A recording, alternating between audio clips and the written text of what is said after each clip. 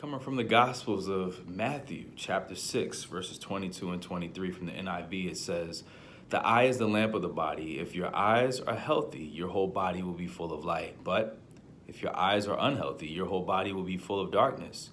If then the light within you is darkness, how great is that darkness?" Jesus was performing, and he was on a mountain, and he saw a crowd. The multitudes came to hear his teachings. This was slightly after he had fasted in the wilderness for 40 days and 40 nights, and he began his ministry. And one of the things that he was instructing them to do, first and foremost, at the beginning of this chapter, he was talking to them about prayer, how to pray. Don't pray to glorify yourself. Pray to edify our Father who's in heaven. Don't, when you're giving to someone, don't do it for, to bring light to yourself. Do it to show people the light that's within you. He was giving them a perspective that was foreign during the times. People were doing things, people were saying things. They had teachers, the religious teachers of the time, the Pharisees. They would try to say things to try to sway a crowd. They were very smart. They studied the law. They had lawyers that were within their clan, and they felt like they were on top of the world. But they were on top of the world. But where were they in the kingdom? Our eyes are the light.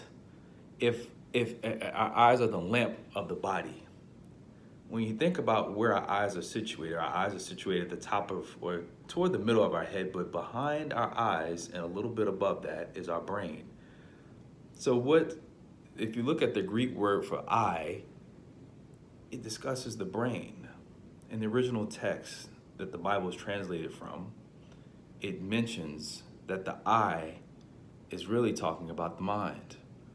The mind is the lamp for the body. So that means if I fill my head with positive things, if I fill my head with the things that are above, if I fill my mind, if I renew my mind, Romans chapter 12, verse 2, if I'm not conformed to the world, there's darkness all around the world. When you turn on the TV, there's darkness all around the world. When you walk outside, there's darkness all around the world. When you go to your job, you may see darkness around the world.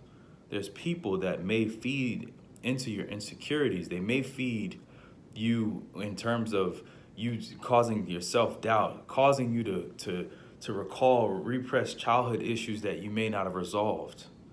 You don't need those people around, because your eye, your mind, is the lamp for your entire body. So if you're allowing your mind to be lit up, if you have the right community around you that's going to put the torch to the flame to say, hey, you know what? I see you getting a little dim. Let me continue to light you up. The light for our body is our brain, and we have to do what we have to do to protect this muscle. If we don't protect this muscle, it can be filled with darkness, because there's plenty of that to go around. But what and who are you surrounding yourself with now that's going to allow for you to continue to stay lit up? The Spirit of God is operating in all of us, but we can suppress it, we can denounce it, we can even turn away from it, we can doubt it if we don't have the right community that's around us.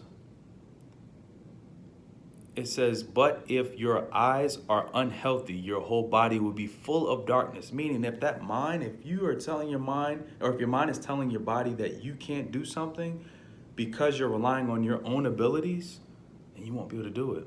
You won't do it. Chances are you'll forget about it. You'll discourage yourself. The discouragement is not coming from God. It's coming from the devil. The devil is trying to reinforce your own opinions about your own abilities.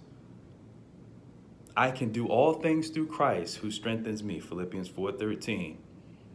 So if we know that, if we believe that, it's time to put those words to practice. Put those words, put some action behind those words.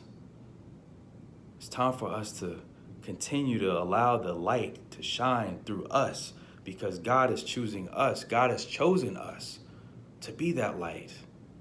And in order to do that, we have to renew our mind every single day. Lord, you know I have that insecurity. You know I have stage fright. You know my teeth are crooked. You know I got that attitude I'm dealing with. You know that there's a certain part of me that I'm still working on, but I'm willing to work for you. I'm willing to submit to you. I'm willing to allow your light to shine through me. I'm willing to get rid of some friends that I've been friends with for my entire life. I'm willing to leave that romantic relationship you've been telling me to leave. I'm willing to hear you and be a light for you, for those that are seeking light, that they're coming out of the darkness and they're coming into the light.